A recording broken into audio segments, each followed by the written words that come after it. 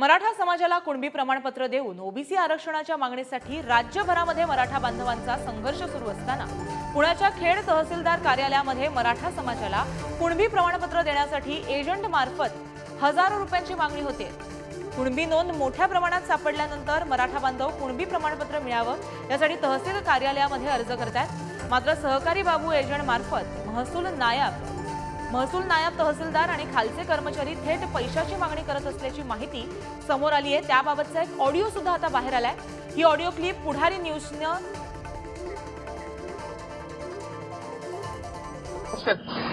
नमस्कार।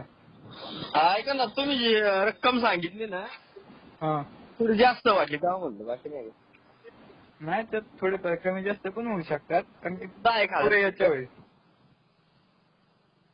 हॅलो ती 4 टेबलला जाणार ना तहसीलदार कचेरीत?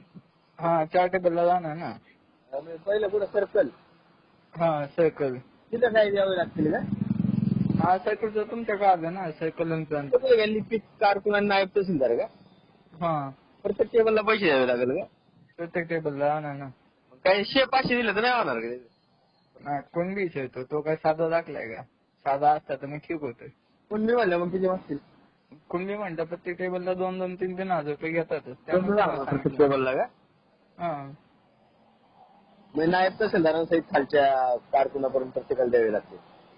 प्रत्येकाला द्यावे लागते। थोडं कमी जास्त आहे?